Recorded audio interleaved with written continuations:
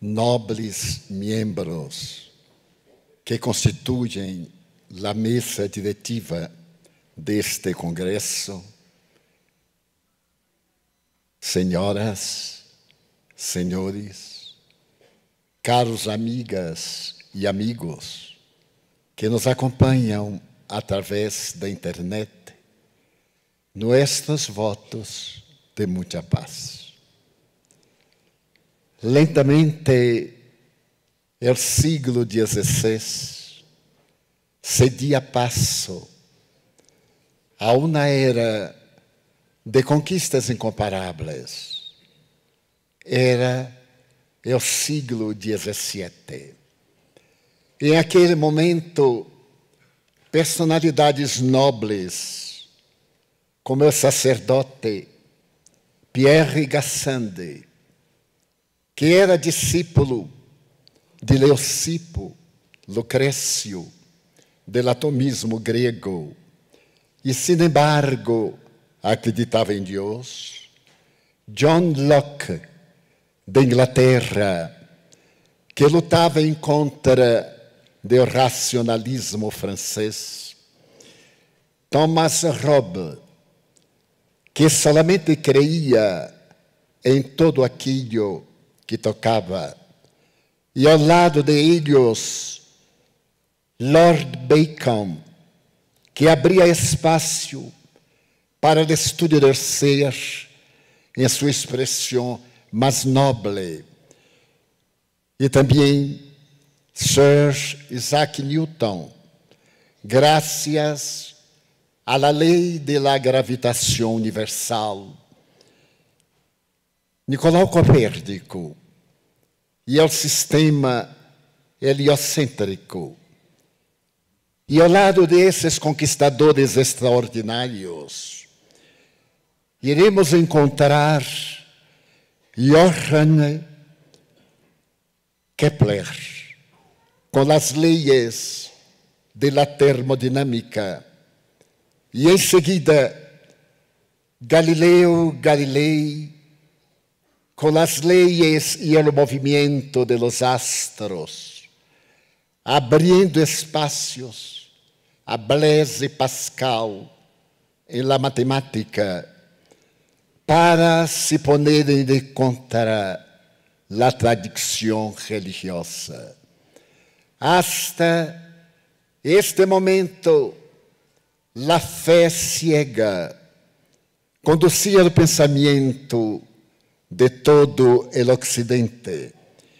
E é este momento que começa a filosofia a apresentar o materialismo dialético com a doutrina de Karl Marx, o materialismo pessimista com Friedrich Nietzsche, Schopenhauer, as ideias crueles de Spencer, o pensamento de Heidegger e a criação da doutrina nazista, com as doutrinas do existencialismo e todo o patrimônio dedicado ao materialismo em sua expressão mais antiga de la negação de Deus, de la imortalidade del alma e de los conceptos de uma vida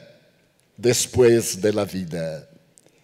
La humanidade se dividia em dois pontos fundamentais de la cultura: o iluminismo francês abria passo para o pensamento extraordinário de aqueles que iriam lutar em benefício da fraternidade, da solidariedade e de todos os valores que a liberdade oferece a quienes lutam por el ideal de servir e de amar.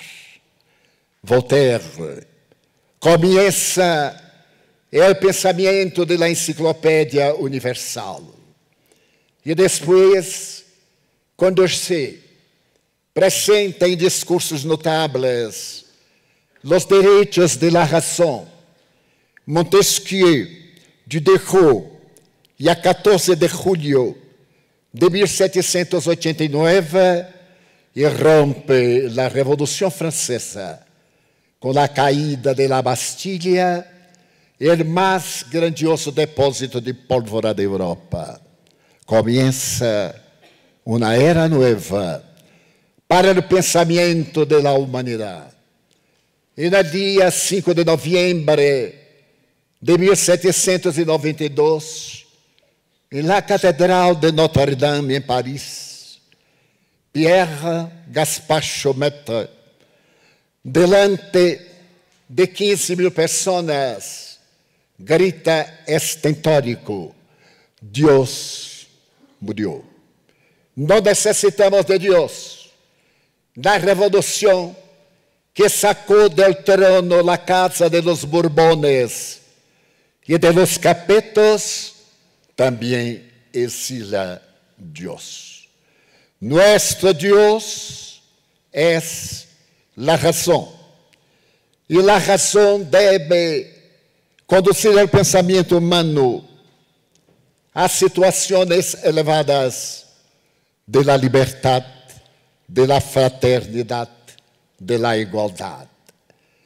E em esse momento, um simulacro de procissão abandona a sacristia de la catedral e apresenta a nova diosa para o pensamento francês. A jovem bailarina do Teatro de Ópera de Paris, de nome Candeio, que a partir de então governará a França e naturalmente chamará a humanidade a outros pensamentos materialistas. Por volta de 1792, são proclamados os direitos do homem e de imediato os direitos da mulher. Madame Roland, a extraordinária feminista que trabalha por a grandiosidade da mulher, entrega sua cabeça al arma de José Guillotin, mientras brada: oh libertad, quantos crímenes se cometem em tu nome. E em esse momento se oyen as tropas do curso Napoleão Bonaparte, que avançam em direção a Paris. E no dia 2 de dezembro do ano de 1804, na Catedral de Notre-Dame de Paris, Napoleão Bonaparte é elegido imperador de los franceses, mandara buscar o Papa Pio VII em Roma para que repetiera a mesma coronação a Carlos V em metade do século XV, quando se instalava o Império Católico Germano Europeu. E de imediato, para humilhar o Papa, le toma de la corona, autocínge-se, corona a Eugênia e manda encarcelar o Papa em Fontainebleau. E para poder manter seu governo, firma uma concordata com a Igreja de Roma. E Deus retorna intelectualmente à cultura gaulesa. E este período, 2 meses antes, em la cidade cristiana de Lyon, em las Gálias lugdunenses, como eram chamadas durante o Império Romano, nasce o ninho que se chama Hippolyte Léon Denis Rivail, e que deverá señalar na história da humanidade um marco repetindo Jesucristo antes e depois dele.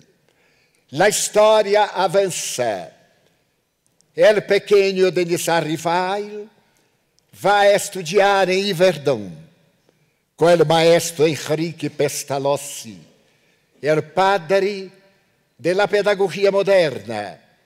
Se hace maestro, se dirige a Paris e começa a lecionar o método pestalozziano. A humanidade marcha e a cultura avança. E esse período, o siglo XIX, se pode dizer que é o siglo de ouro da humanidade. A cirurgia descobre a asepsia. De imediato se abrem os horizontes para entender as causas das enfermidades. Os vírus, as bactérias são identificadas e aquelas enfermidades que destruíam praticamente a humanidade cedem passo à esperança da saúde. É este momento que a Universidade de la Salpêtrière abre as portas à investigação do ser, que é o homem. O materialismo mecanicista informava que o ser humano é nada mais que a matéria que se compõe e se decompõe quando sucede a morte do tronco encefálico, e que o ser humano nada mais é que uma aparência transitória. O notável fisiologista Jean-Martin Charcot começa a estudar o ser humano, penetrando-lhe em la psique e posteriormente dando início às célebres sessões investigativas e científicas a los martes publicamente para a cultura europeia norte-americana.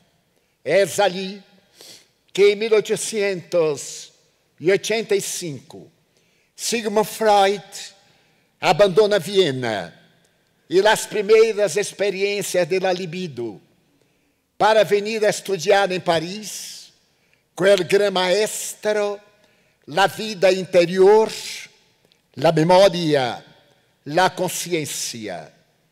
É ali que o reitor da Universidade de Atenas, o Dr. Payas, vem compreender que é a consciência e quais são os depósitos da consciência humana.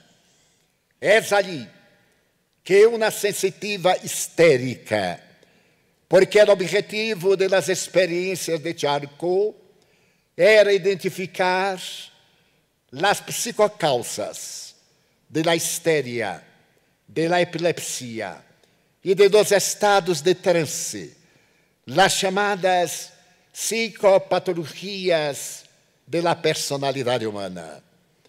Porque depois, em 1889, um notável fisiologista apresentou uma obra ao respeito da personalidade humana e das personalidades múltiplas que aturdem a criatura. E esta obra seria o primeiro combate científico em contra da mediunidade. Como afirmava Friedrich Nietzsche, toda ideia nova experimenta três momentos fundamentais. Ao princípio, é combatida com vigor. Se persiste, é levada ao ridículo. Se permanece, é aceitada. O Espiritismo nascera em 18 de abril de 1857. em uma manhã de sábado, entre 10 e 11 horas da manhã. Uma obra era colocada na Librairie d'Anty, em Palais Royal, Galerie d'Orléans, e Messier Denis Rivaio, a hora barra o pseudônimo de Allan Kardec, tinha a oportunidade de ver sua obra como marco histórico para a humanidade.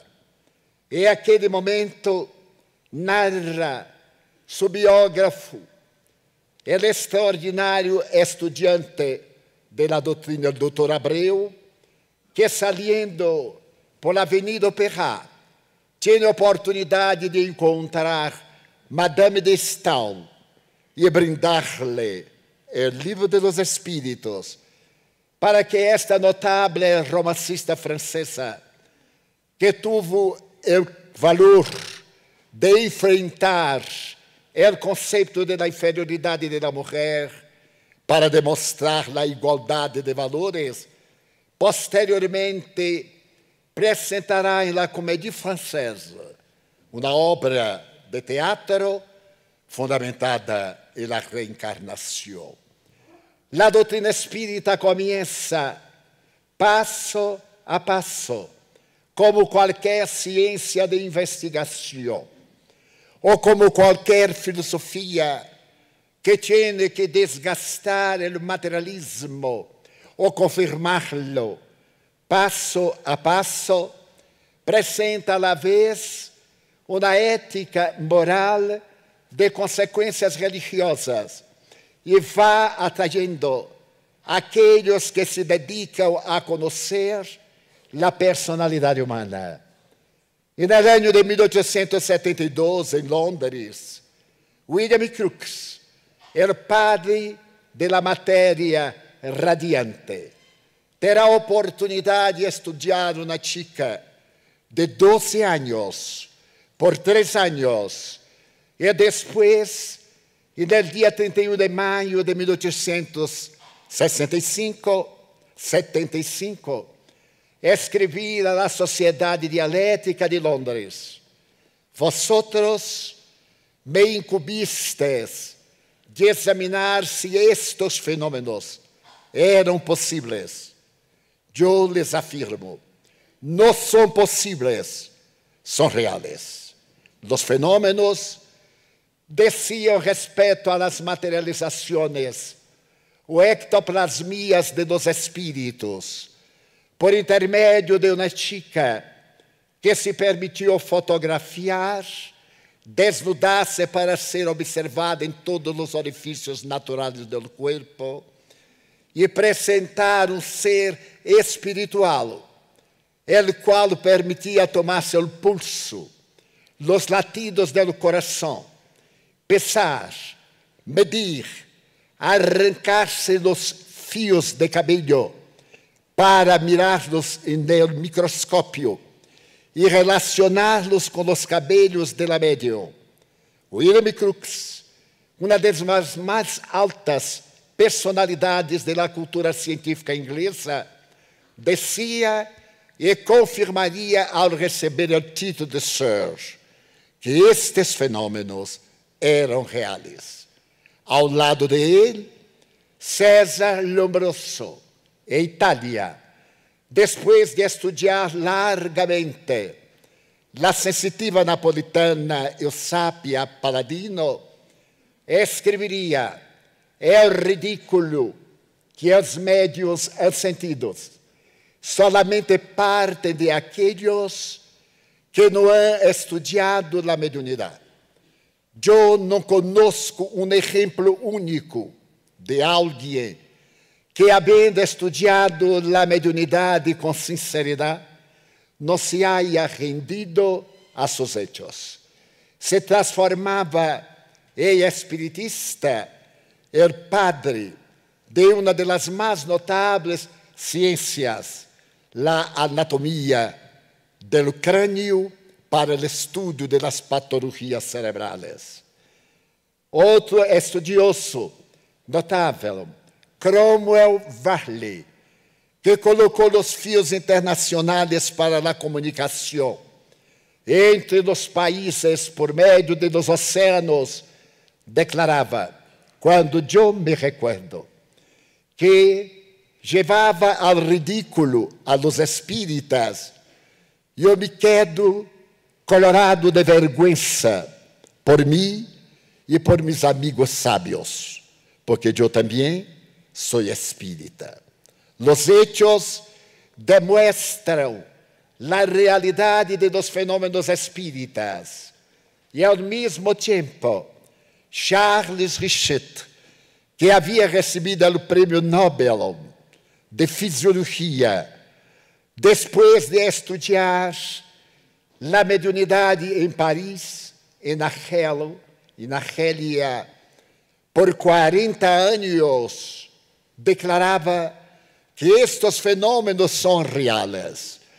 E depois de haver escrito uma obra ao respeito da metapsíquica humana, ao lado de William Crookes, irá escrever La Grande Esperança, demonstrando que o ser humano não é somente a cáscara material.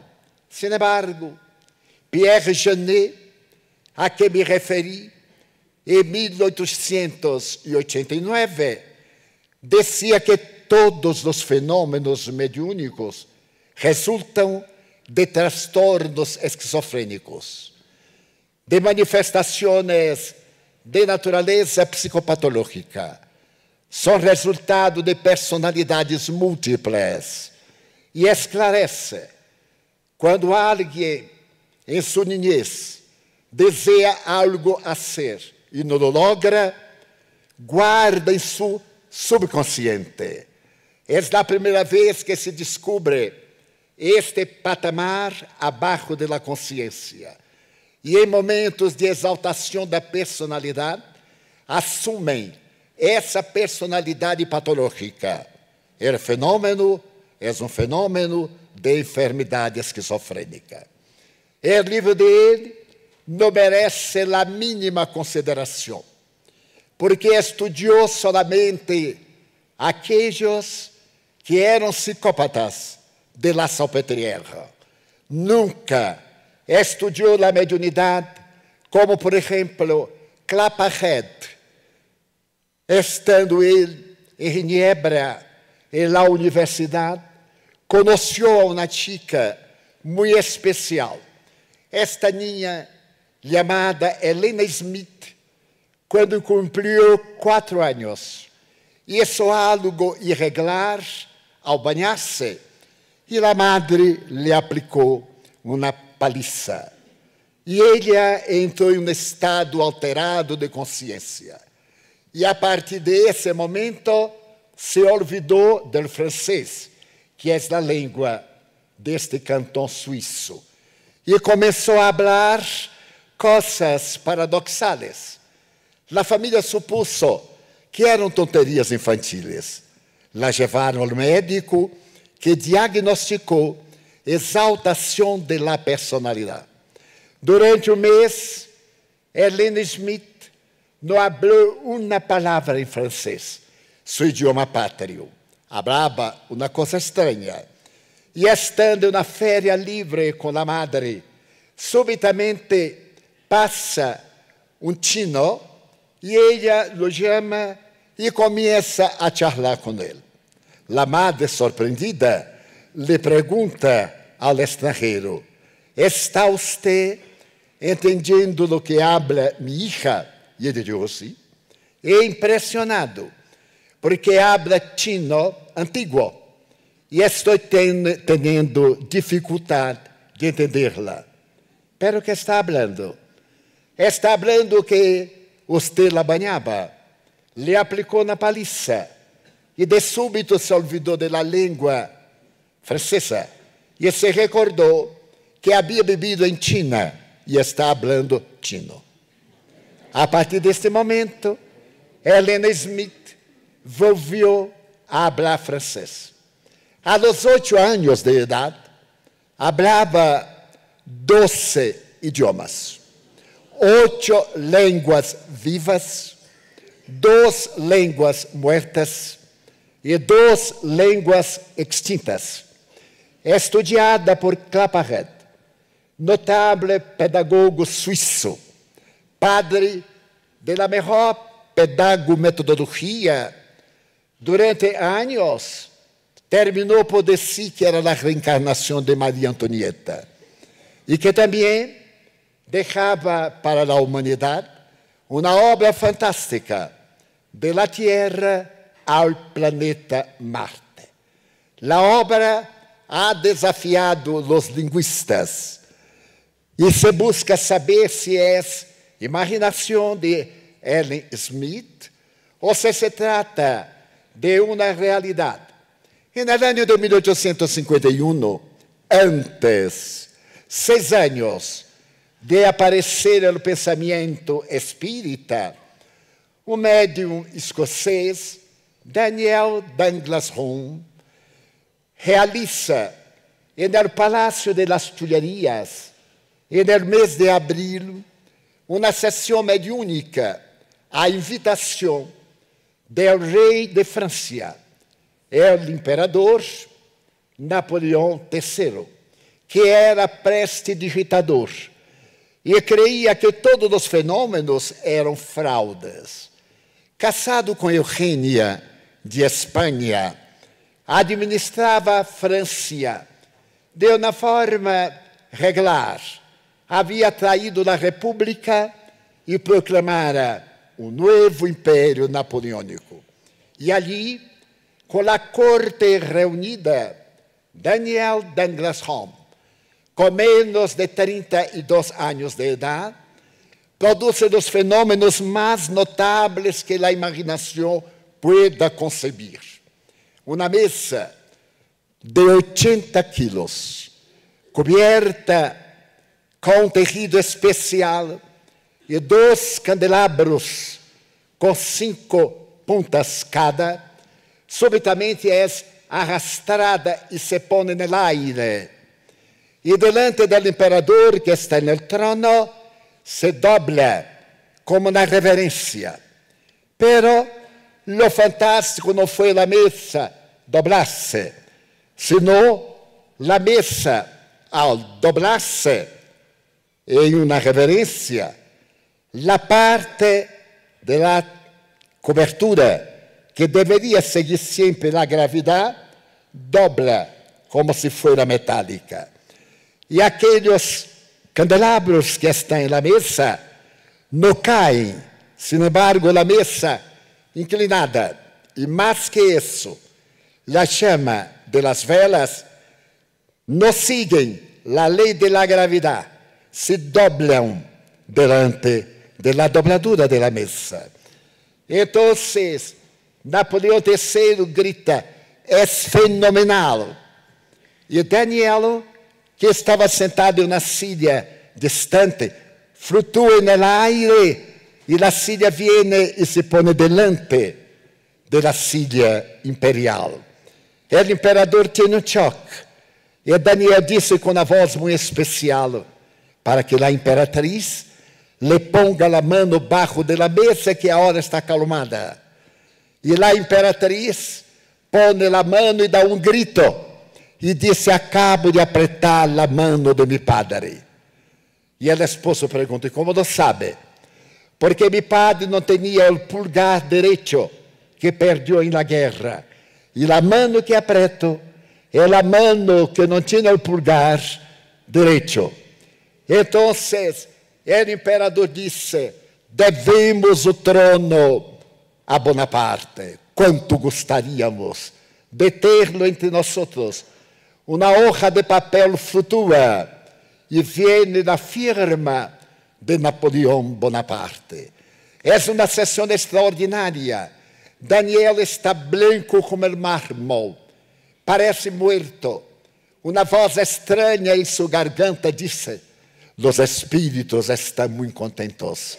Era claro, estavam perturbando a corona francesa e a corte. Os fenômenos se prolongam e, ao terminar, a princesa de Metternich escreve uma carta a sua irmã em Viena, narrando todos os detalhes desta maravilhosa sessão de que participou tocando em uma concertina sem saber hacerlo, quedando-se o documento histórico mais notável de ectoplasmia da história da humanidade. E em esse momento os espíritos dizem a Daniel: durante um ano, sua mediunidade irá desaparecer. Um ano depois, na porta de Daniel, está o emissário de sua majestade. Pergunta se a mediunidade ha vuelto. E Daniel disse sim. A 1:00 madrugada, os espíritos han vuelto. E isso na nova sessão para tormento do imperador. Depois de publicado o livro dos Espíritos, Allan Kardec foi invitado personalmente a um diálogo com Napoleão III, que desejava saber como esses fenômenos sucediam. E os fenômenos prosseguem. E o materialismo, em 3 aspectos: materialismo dialético, materialismo histórico, materialismo mecanicista, dominam as mentes privilegiadas. E o espiritismo se expande, tocando nos corações humanos. Em la língua francesa, encontra em Brasil uma receptividade extraordinária. E em breve tempo, a doutrina está em todo o território nacional. Por volta de 1895 hasta o ano 1000, um fenômeno extraordinário sucede. É o momento em que o ano 1900 começa. E em aqueles 5 anos, um espírito nobre dirige a Federação Espírita Brasileira e traz com toda a força o pensamento cristiano, porque o espiritismo é uma filosofia cristiana. Esse espírito Adolfo Bezerra de Menezes Cavalcante se transforma em um verdadeiro apóstolo da caridade, da fraternidade e de propiciar às criaturas humanas essa felicidade que o Espiritismo brinda a todos aqueles que têm oportunidade de conhecê-lo. Porque o materialismo não tem como atender às necessidades humanas. Cuvier, Flourens, filósofos franceses, Molichot, Büchner, Carlos Vogt, de Alemanha, afirmam que a alma é semelhante a algo muito desgraciado, porque da mesma forma que os riñones produzem a orina, o cérebro produz a alma. Não há alma. E as carcajadas de alguns materialistas afirmam que o espiritismo é um sonho, é uma secta, pertence às ideias de pessoas ignorantes e não passa de fenômenos herdados de África, com os escravos chegando ao novo mundo e traindo seus arquetipos ancestrais. Pero em esse momento surge em toda parte uma filosofia mediúnica que invita a criatura a transformar-se. E mais que isso, a loucura que pertence à sociedade desde as mais antiguas oportunidades culturais. Me recuerdo, por exemplo, do rei de Babilônia, que lhe permitiu a sua mulher construir uma das 7 maravilhas do mundo, os jardines suspensos. Este homem era dominado por forças tirânicas e durante períodos se descia um caballo, ia para os jardines pastar e depois recuperava a razão. Quando nos recordamos, por exemplo, do rei Saul, portador de uma patologia emocional, a depressão bipolar de la afetividade, tem a revelação de Samuel, que se materializa por intermédio da profetisa del Vale del Endor, para falar-lhe que deveria abandonar as armas em conta de los filisteus e proclamar a paz.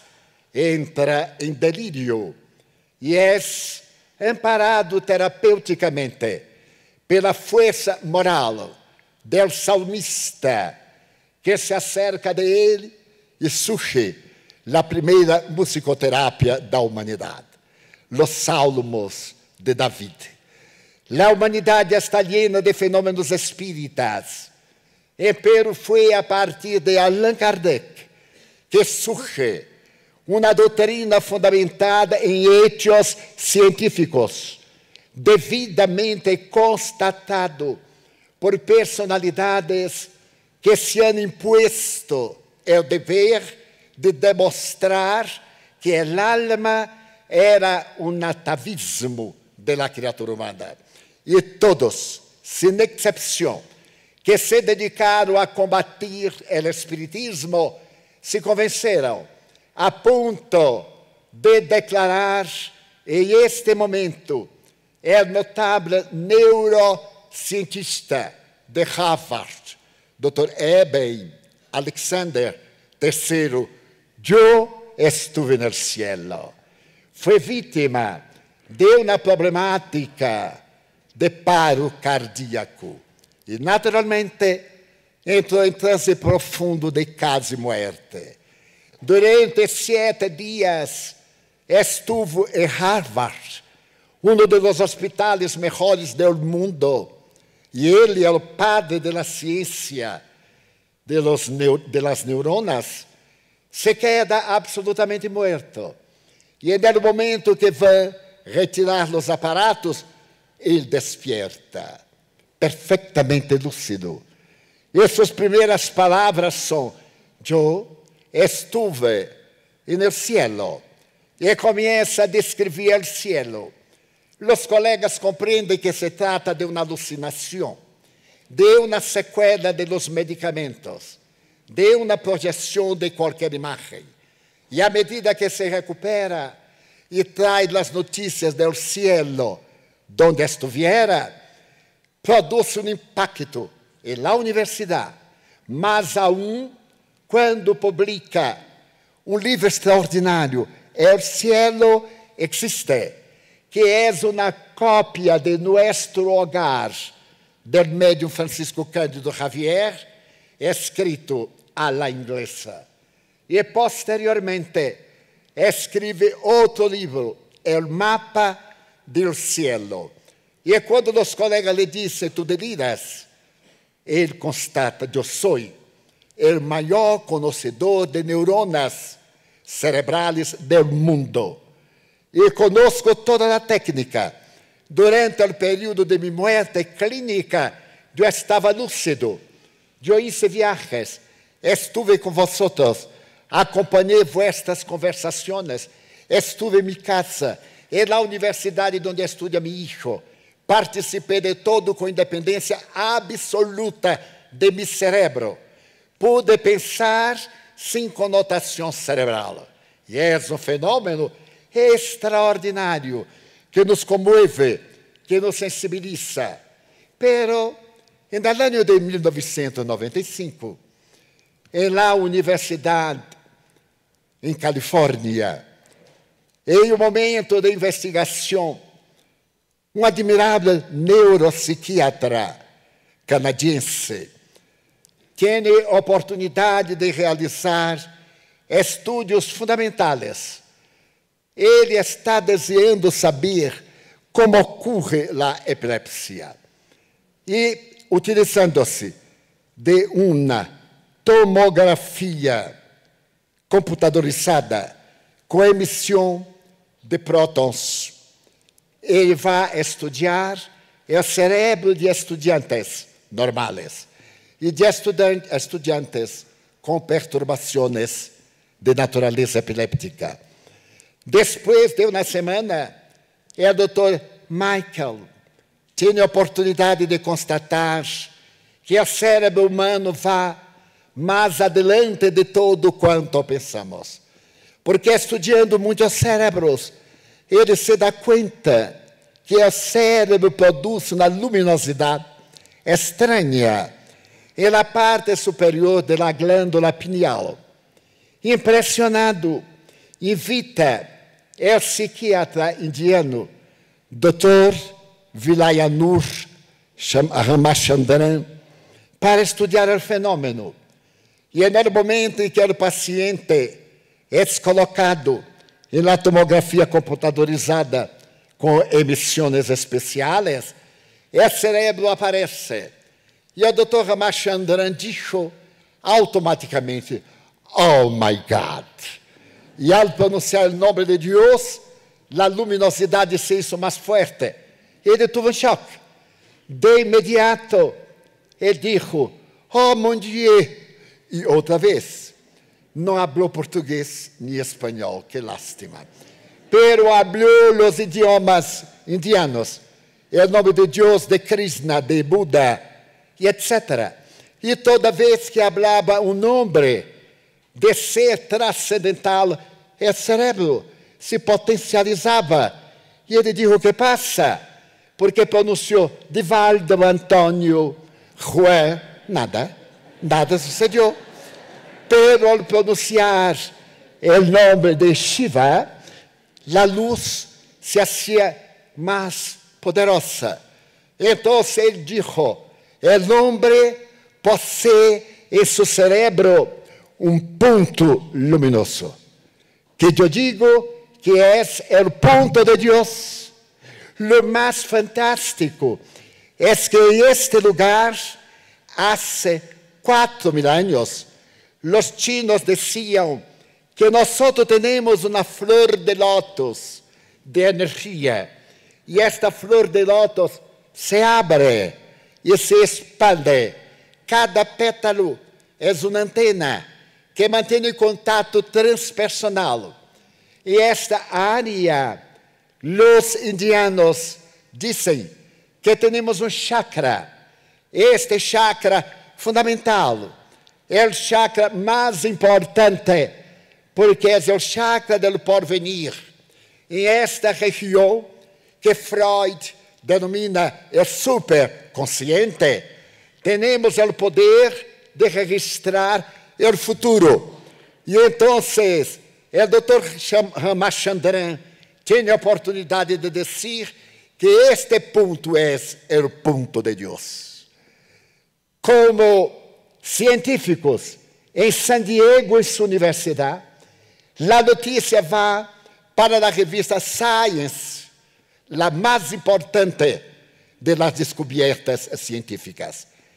Em Londres, em Inglaterra, uma psicóloga famosa, que ao mesmo tempo é doutora em física quântica, é americana com a cidadania inglesa e ensina em Oxford, está em um momento grave de sua vida, por enquanto está sendo vítima de uma depressão profunda.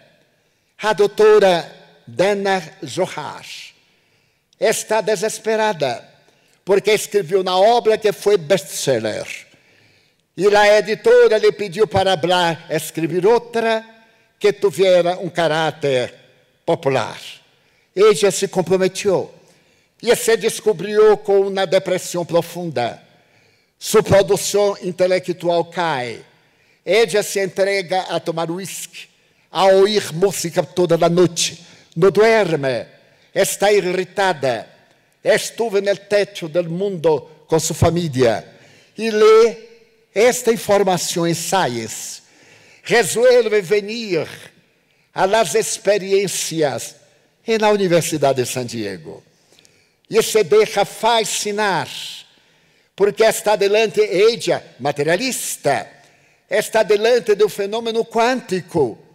Quais seriam as condições da energia para poder manter uma luminosidade no cérebro, uma luminosidade razonável.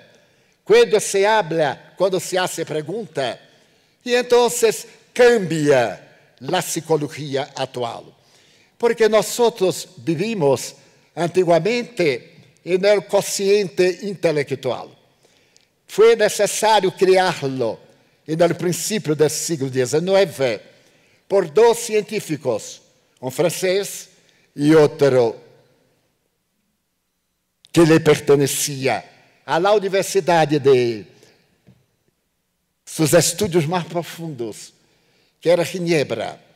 Ali os dois criam o coeficiente intelectual.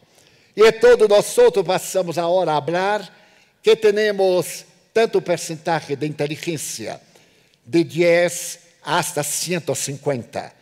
As exceções como Einstein, Madre Teresa de Calcuta, Chico Xavier e outros surpreendem.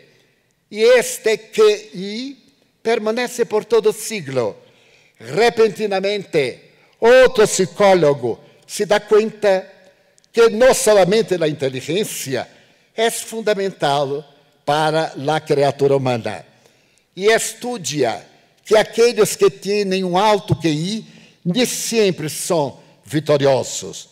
Então, ele compreende que é necessário observar a emotividade humana. A criatura humana é um ser muito especial, muito complexo.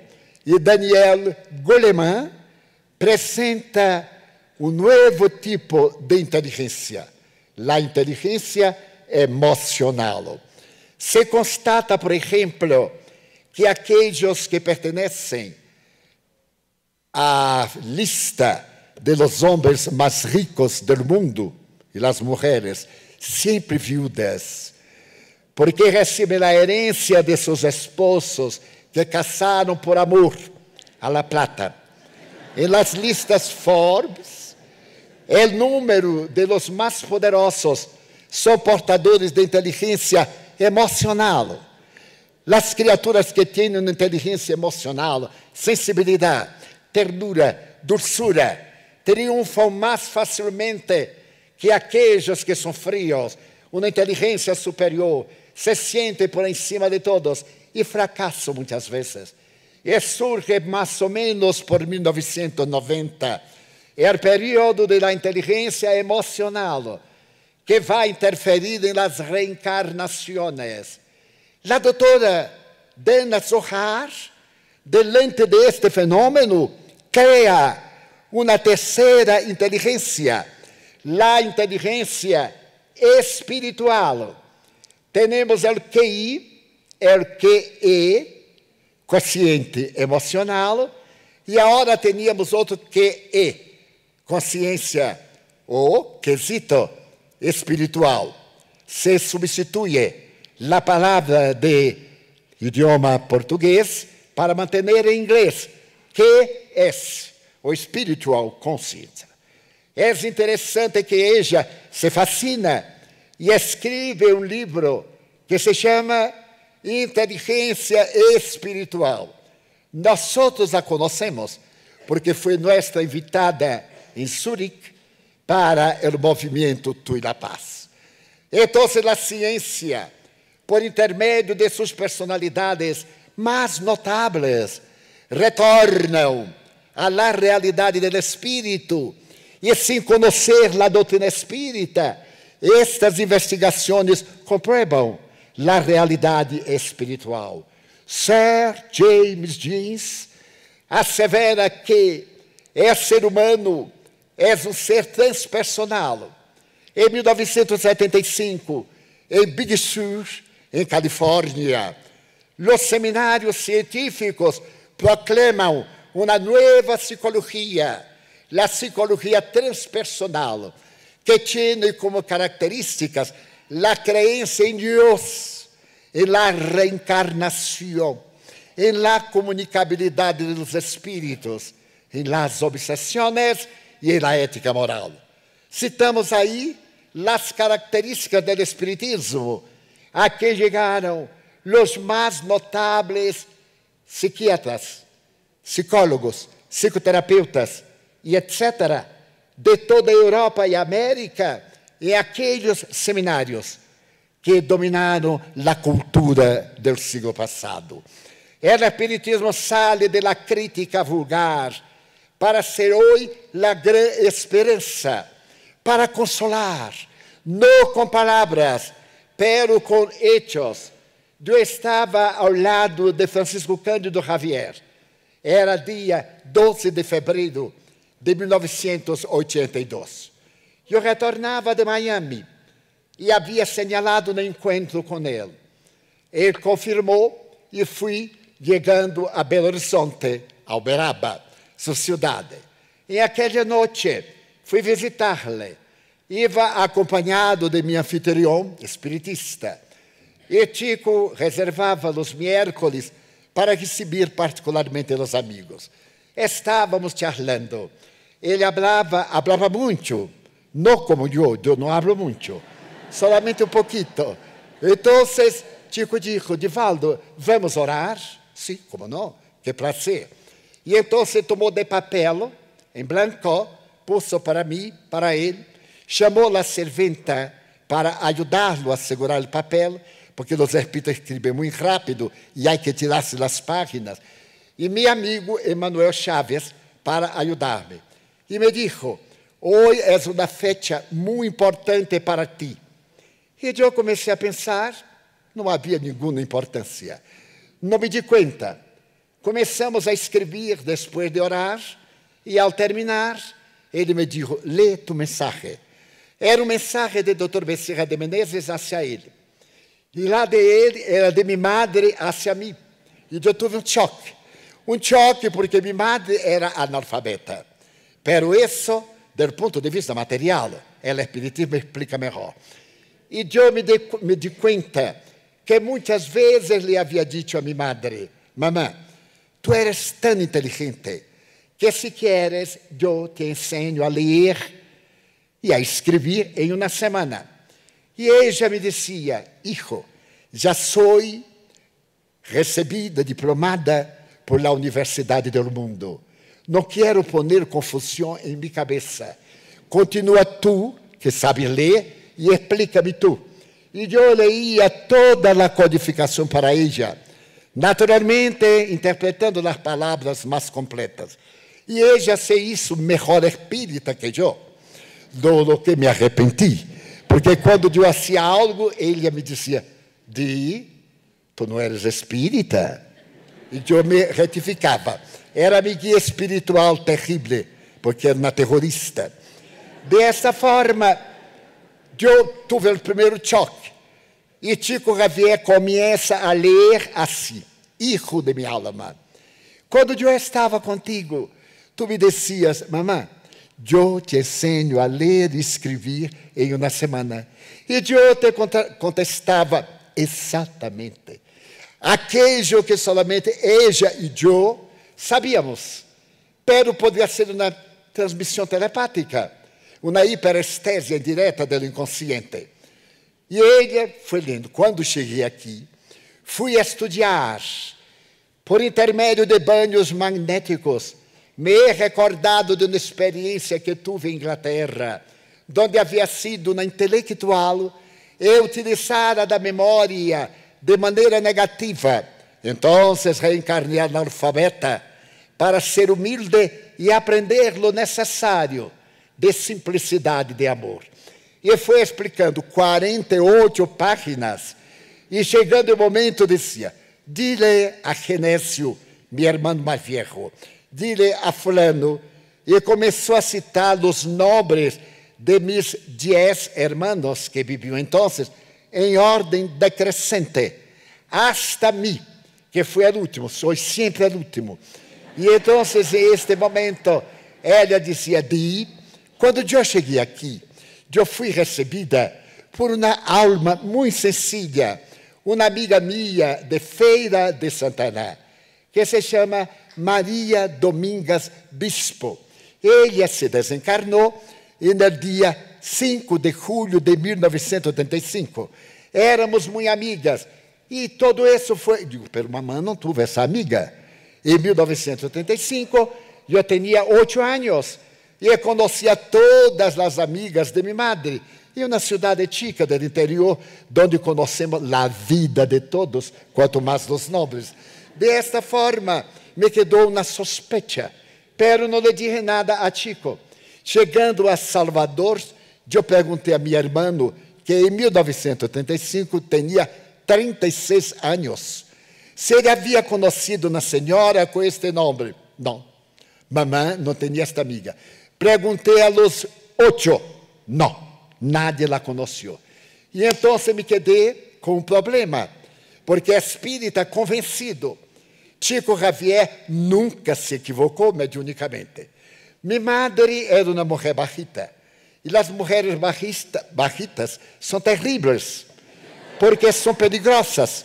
As grandotas não há problema. São muito parecidas com os tronos, muito relâmpago, pouca lluvia. Pero as pequenitas, muita lluvia. E minha madre era pequenita, e ela nunca se equivocou. Que hice? Le solicitei ao alcalde de Feira de Santana para me permitir mirar nos livros de óbito desde 1925 até 1938. E consegui permisso de meu trabalho para ir à Feira de Santana mirar todos os atestados de óbito. E nadie desencarnou com este nome. E me quedei aturdido. Deus mío, não puedo. Mi fé é lógica. Os hechos valem minha fé. Chamei um amigo meu, que era historiador, e lhe pedi para que ele continuasse investigando. Retornei a Salvador, e ele investigou 6 meses.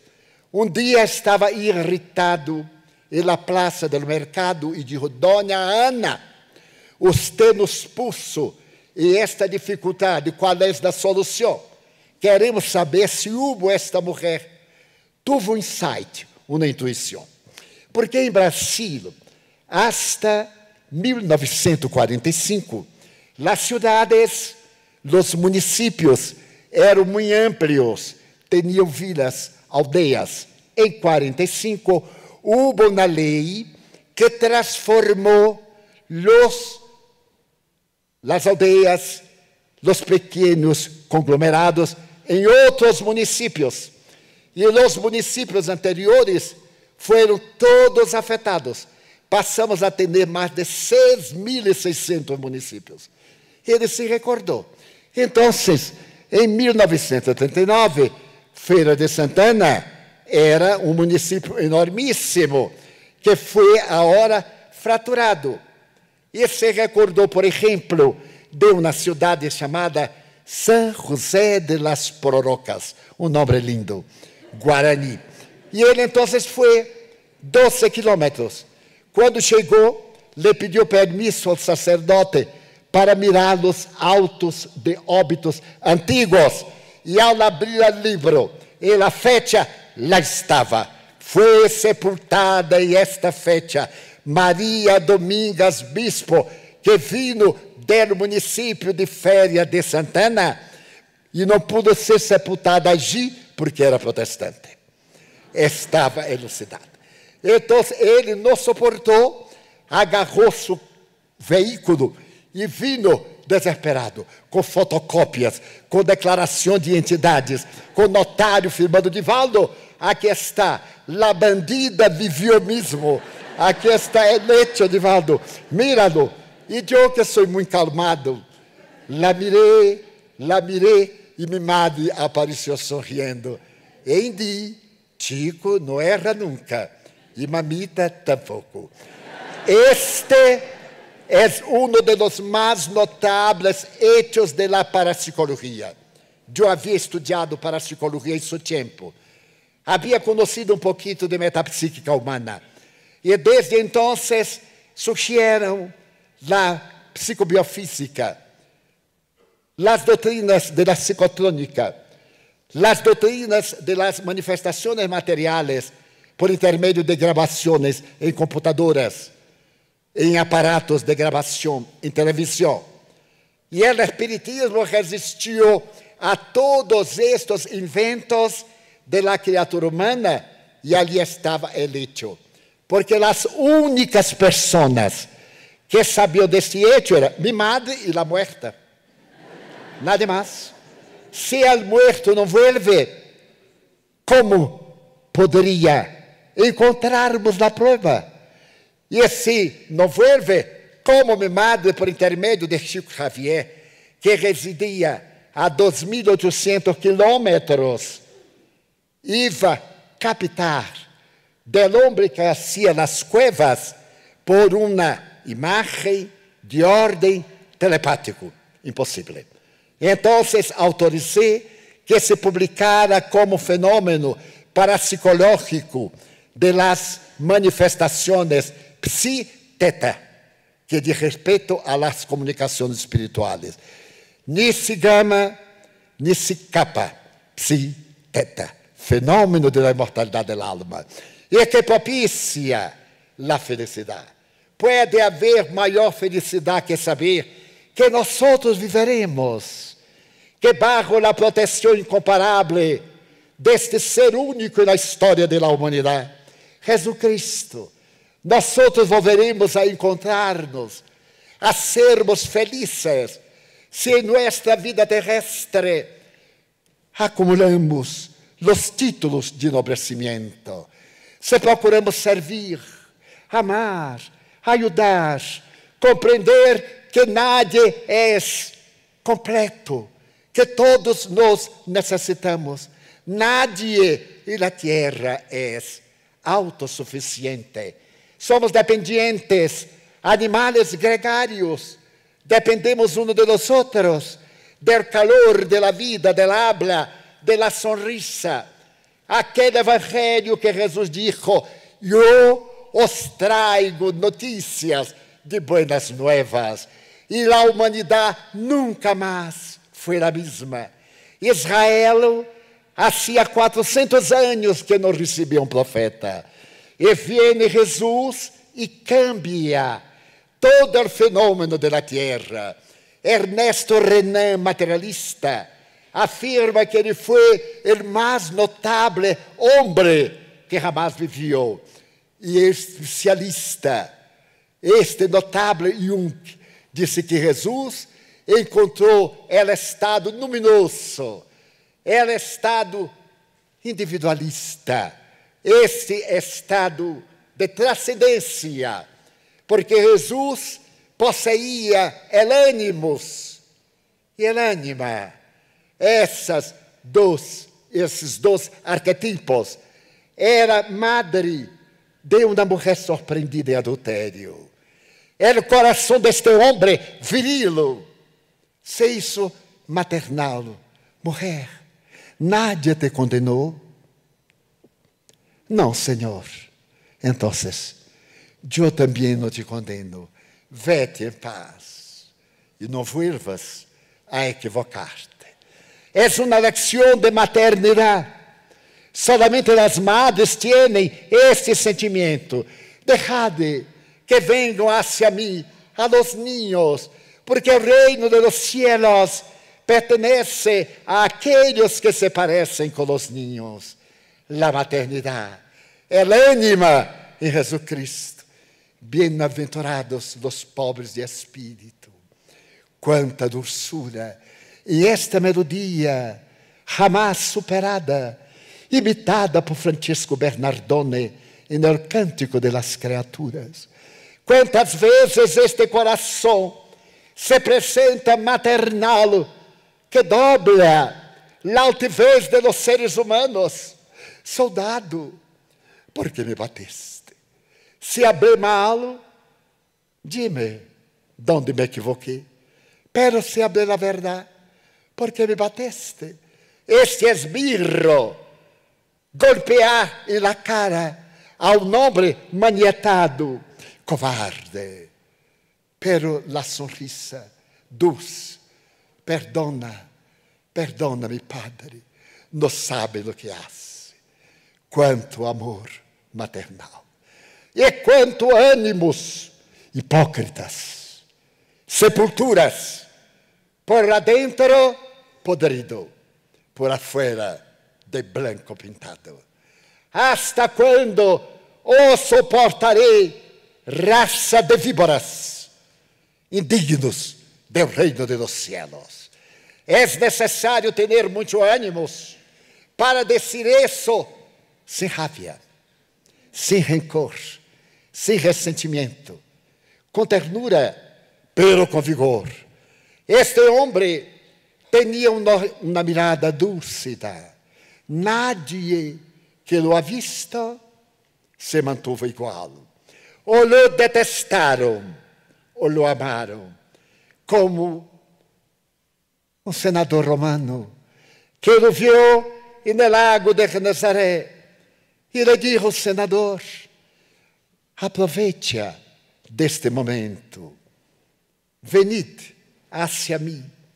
E o senador Publio Lentulus não lhe deu importância, pero 1500 anos depois, reencarnado como o cura Manuel de la Nóbrega, estuve em Brasil atendiendo a los indígenas com José Anchieta, de origem hispana. E esse é isso, um dos guias da sociedade terrestre por intermédio de Chico Xavier, com o pseudônimo de Emmanuel. Quanto consuelo! Mais de 10.000 cartas de familiares desencarnados em 8 idiomas. He recebido Chico Xavier de forma especular, escrita ao revés, para ser lida com espejo ou em contra da luz, em inglês, em francês, em italiano, em português. Então, vim ao Espiritismo para dizer que nossa vida tem um sentido. É o encontro da felicidade, de uma felicidade real, que nos llena el alma de ternura, que dulcifica, e no fundo da imaginação podemos pensar em este homem que os guias han dicho a Allan Kardec, é o ser mais perfeito que Deus nos ha regalado para servir-nos de guia e de modelo. É o ser cujas leis de Deus estão em nossa consciência. Perguntas 621, na última, 625, na primeira. Então, estamos vivendo um momento cumbre da humanidade. É o momento da crise. A palavra crise vem do grego crisis. E significa exatamente este momento de cambio, este momento de transformação. Todo momento em que a sociedade cambiou sociológica, moral, intelectualmente, houve uma crise e o mundo se projetou hacia adelante. Esta crise precede o mundo de regeneração, este mundo que vendrá para nos ajudar a ser felizes, pero podemos ser felizes desde agora, amando, com a mirada dulce, recordando que somos criaturas para servirmos a criaturas. Nadie se equivoque. Habla el ser a Deus por la oração. Contesta Deus a la criatura por intermédio de la inspiração. Ajuda Deus a la criatura por intermédio de outra criatura. E assim vamos construindo esta vinculação que nos hará verdadeiramente hermanos para sempre, de uma humanidade feliz que pode, desde agora, cambiar totalmente o mundo.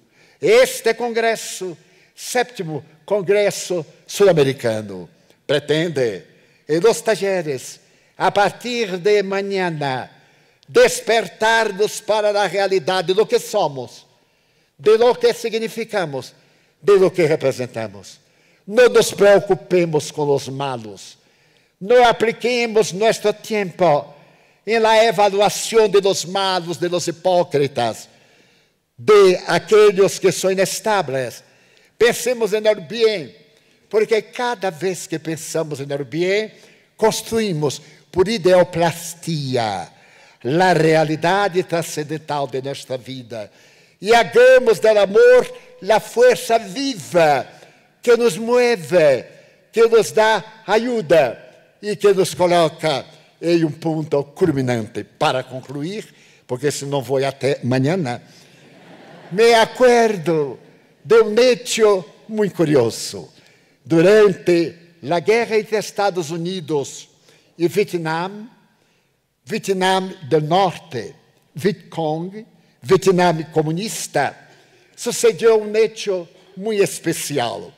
Um tenente aviador sobrevolava o território Vietcong e o míssil conseguiu alcançar sua aeronave. Ele produjo que fuera la poltrona, la butaca, tirada al suelo y fue puesto afuera del avión. Abrió el paracaídas, pero cayó en territorio inimigo. Foi levado à cárcel. Colocado em uma prisão oriental de las mais bárbaras, foi hecha um lavado cerebral, foi hecho, para que ele se convertiera ao socialismo comunista. E ele se mantuvo 7 anos, sobreviveu. E é quando Estados Unidos fizeram a paz com os Vietcong, o câmbio de prisioneiros, ele volviu a Estados Unidos. E volviu como herói. E a partir de então, lhe perguntava como és, como conseguiste, como foi. E lhe invitaram a ditar umas charlas a clube de senhora, a Lions, a Rotary. E ele se hizo orador internacional com uma verve muito bela. E narrava o que era o Oriente, o que sofreu. Certo dia, já famoso, descendiera no hotel em que estava ao bar para tomar um cafecito. Era como eu, mantenido com o combustível de cafeína. E estava tomando o cafecito quando um homem se quedou mirando-lo. Ele moveu a cabeça e o homem continuou mirando-lo. Desculpe. E ele então saiu e o homem o acompanhou. Acelerou o passo e o homem também. Então se detuvo e se volviu rapidamente para saber o que passava. E no momento em que se volviu, o homem gritou: Tenente Plump. Uau! Sim, Tenente Plump. Não, Coronel Plump. Tenente ou coronel, que importa? Eu supe que você caiu em manos de dos Vietcongs. Em aquele tempo, eu era soldado de seu grupo. E era eu quem dobrava os paracaídas. E tenho a alegria de saber que meu paracaídas salvou sua vida. Foi eu que dobrava. E eu doblei também que ele salvou a vida. Não é verdade? O tenente John Plumber se detuvo e abraçou este homem que ele não conhecia. Era ele que devia sua vida. Porque se o paracaídas estivesse dobrado de maneira equivocada, tchau, tenente, não chegaria a coronel.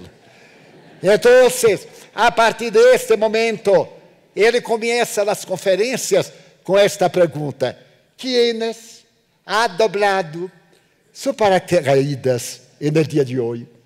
Alguém dobrou nosso paracaídas hoje, ayer, sempre. Então, nós somos dobradores de paracaídas de outros. E é que lo hagamos com a ternura espírita. És mi hermano, que todo que hagamos, hagamos com ternura, com amor, com a real fraternidade.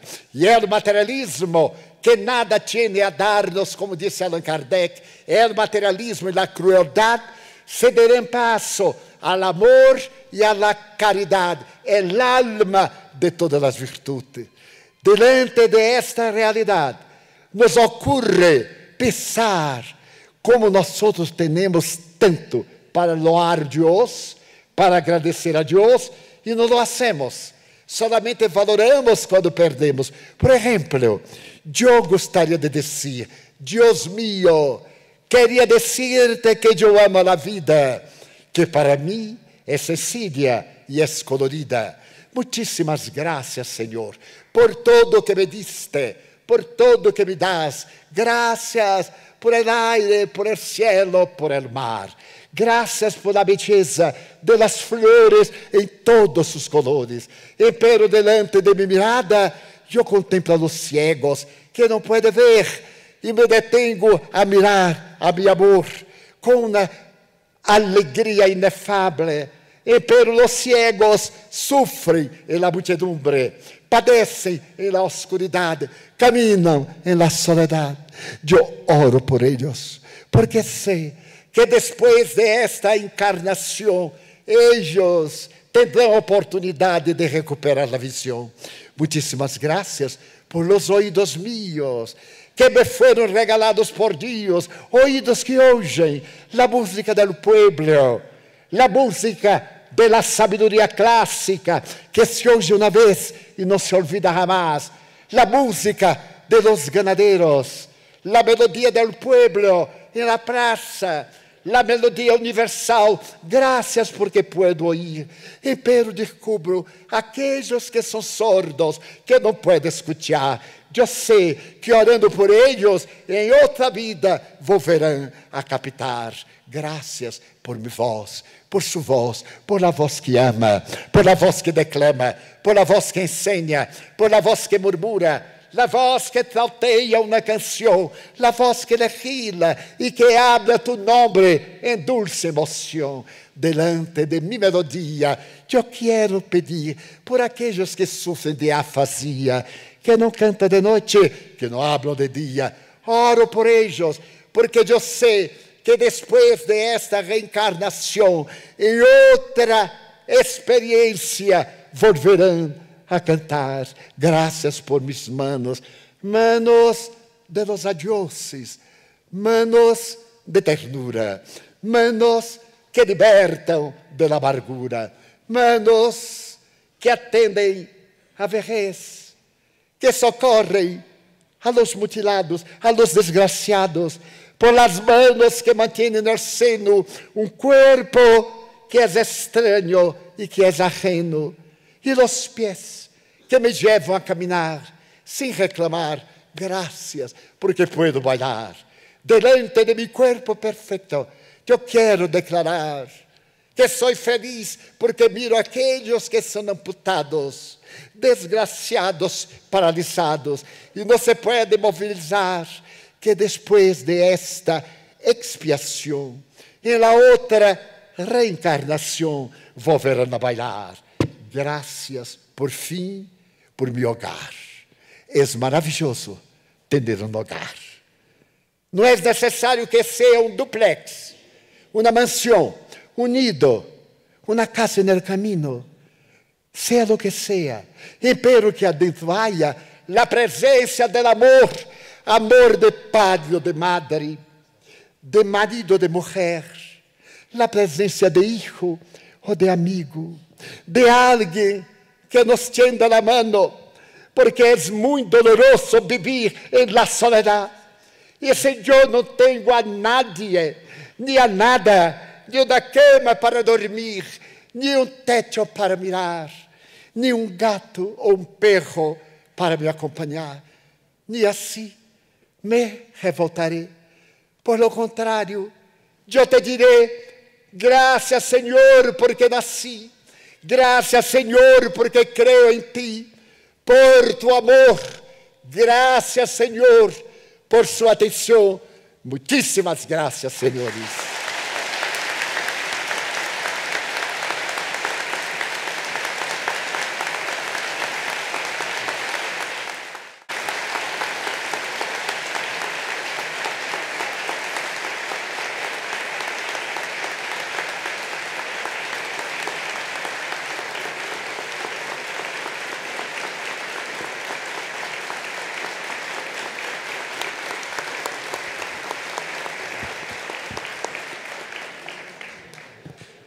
Damos